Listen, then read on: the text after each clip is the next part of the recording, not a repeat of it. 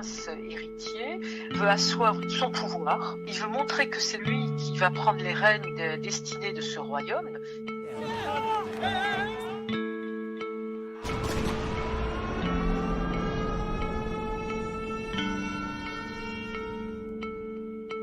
Aussi grande que la Bretagne, cette cité à la pointe de la technologie s'appelle Neom. Ces personnes qu'on appelle les Wahhabites construisent une ville de débauche sur la terre des prophètes.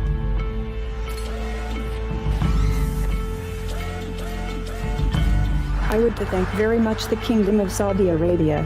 I am very honored and proud for this unique distinction. This is historical to be the first Rabat in the world to be recognized with a citizenship. Cette cité qu'ils sont en train de faire à Jebel el-Lawz, en Arabie Saoudite, elle est sur l'endroit où le veau d'or a été adoré pendant l'absence du messager Moïse.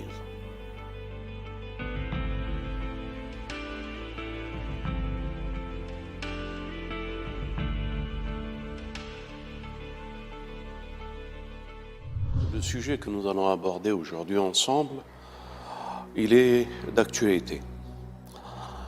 C'est un sujet bouleversant. Bouleversant parce qu'il se situe à travers une genèse et une histoire. Et que cette histoire, elle est biblique, coranique, évangélique, et qu'elle a des traces historiques. Une région bien déterminée. Ce territoire se trouve actuellement sur les lieux géographiques qui appartiennent à un pays qui s'est donné le nom d'une famille, qu'on appelle aujourd'hui l'Arabie Saoudite, mais qu'en réalité c'est le Hijaz.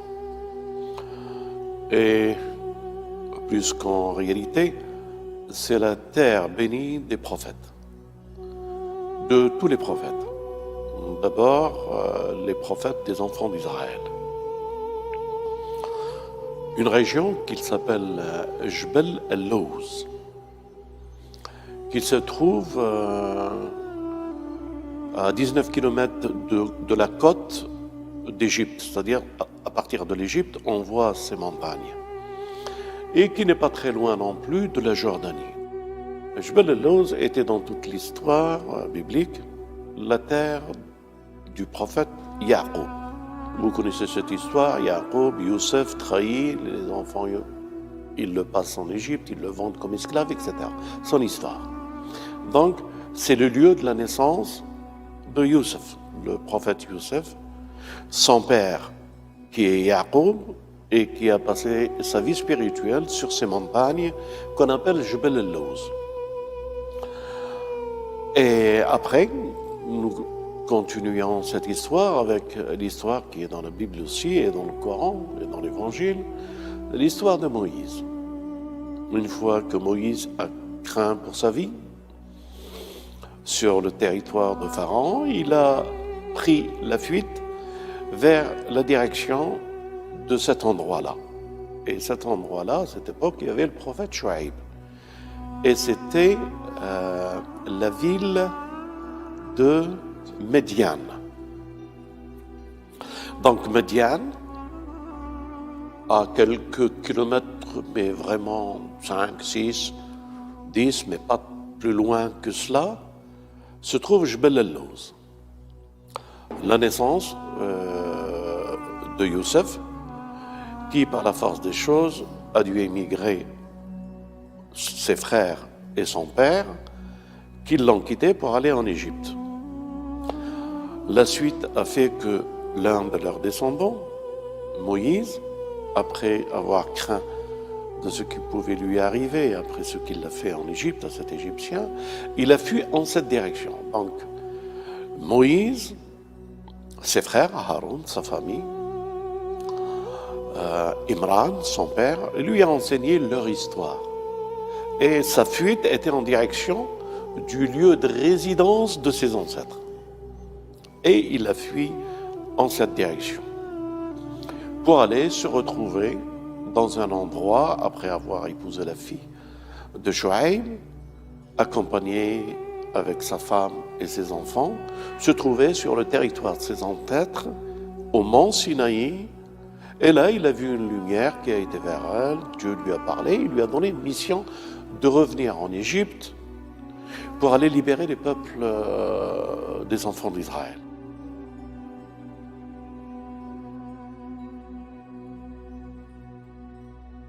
Cette histoire, vous ne pouvez la comprendre que si vous la suivez, qu'elle a un passé, présent, futur, qui est le présent pour nous aujourd'hui. Et cette histoire se déroule quelque chose aujourd'hui. Et c'est pour ça que je tiens à avertir. En somme,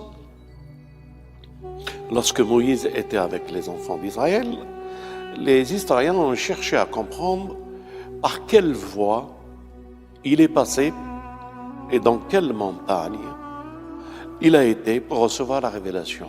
Alors, les histoires qu'ils nous ont racontées, et qui se racontent même aujourd'hui, que c'est des montagnes qui se situent en Égypte. Au mont Sainte-Catherine, il y a la montagne de Moïse, qu'aujourd'hui on appelle la montagne de Moïse. Et tout ça, ce n'est pas la réalité. La réalité, c'est que Moïse, la mer s'est ouverte où? Elle s'est ouverte à un endroit bien précis qui s'appelle Nouaïba en Égypte et qu'il y a 19 kilomètres en face qu'il y a un territoire qu'aujourd'hui on appelle l'Arabie Saoudite. La mer qui s'est ouverte et le peuple qui a traversé, le peuple des enfants d'Israël qui a traversé cette mer, c'est de Nouaïba, une petite ville en Égypte. Les preuves scientifiques, elles y sont aujourd'hui. Des archéologues qui ont découvert une roue en or dans la mer de Nouaïba et toute une armature qui fait laisser comprendre que la traversée de Pharaon était vraiment à cet endroit-là. Des preuves scientifiques et historiques que j'espère que le Samzara vous les montrera.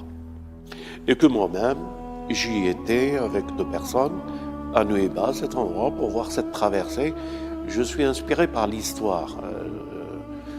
Je suis passionné par l'histoire des prophètes et j'aime bien marcher sur leur trace pour comprendre dans quel lieu leur état, comment il a été. Et je peux vous dire que cette traversée des enfants d'Israël, cet endroit précis, Nouaïba, cette mer qui s'est ouverte, justement à Nouaïba, il y a un mont qui se soulève par rapport à la mer et que l'eau qui a dû disparaître, les enfants d'Israël ont pu traverser les 19 kilomètres qu'il leur restait. 19 kilomètres, retenez bien ça, pour traverser la mer et aller de l'autre côté.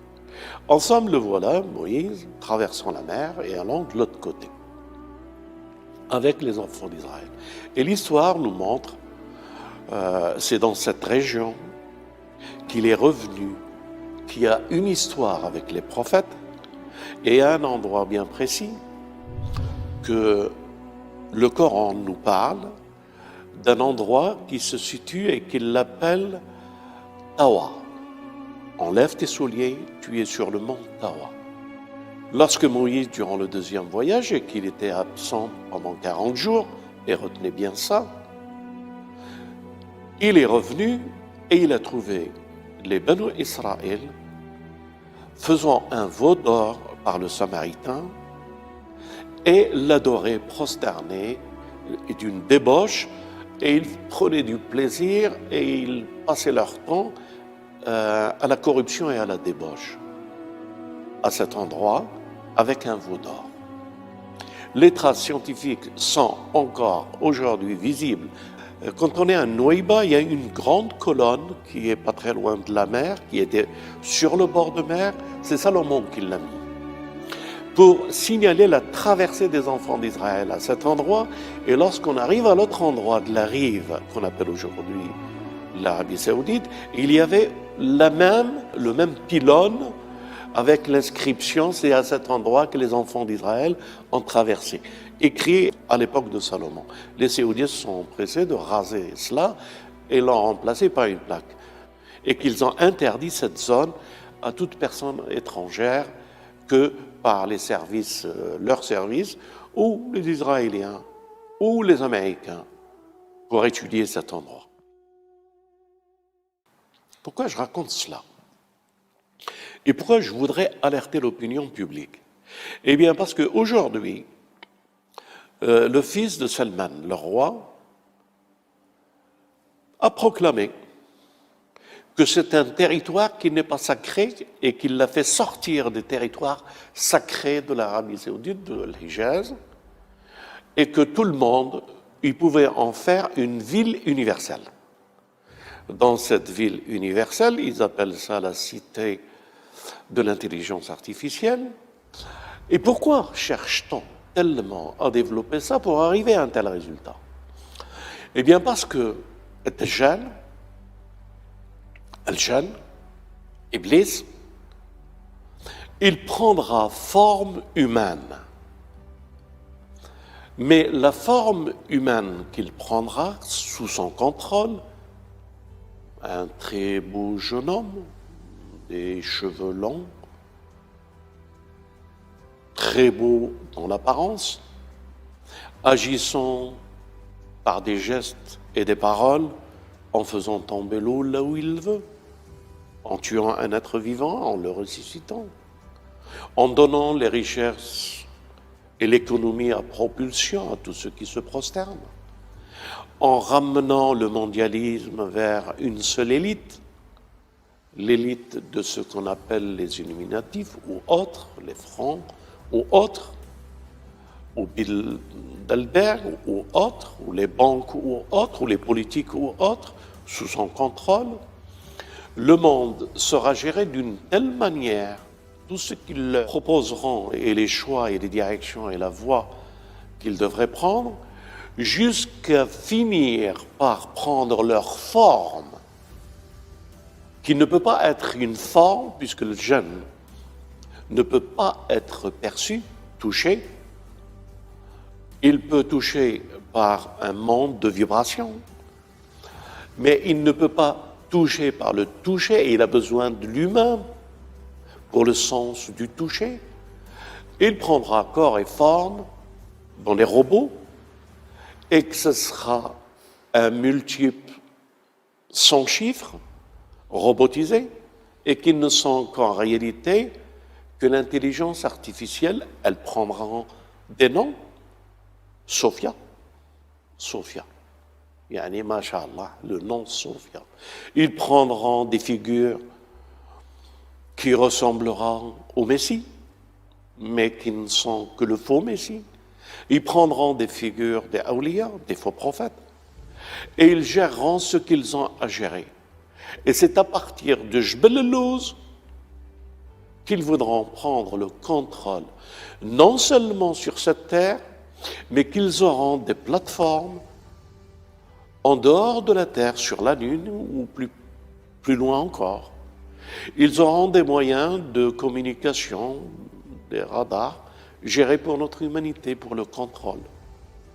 Ils auront jusqu'à un moment où un groupe de personnes dira « Yad al-Qarnayn ».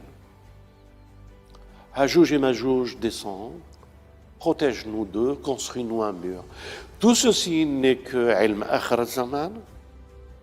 Il est impossible pour que sur cet endroit, avec l'histoire que nous avons et la genèse de cet endroit, qu'il n'y a pas une main qui va intervenir et que c'est le premier jalon de la disparition des wahhabis sionistes en Arabie saoudite. C'est ce que je suis en train de dire. Alors, à quoi s'attendrons-nous demain?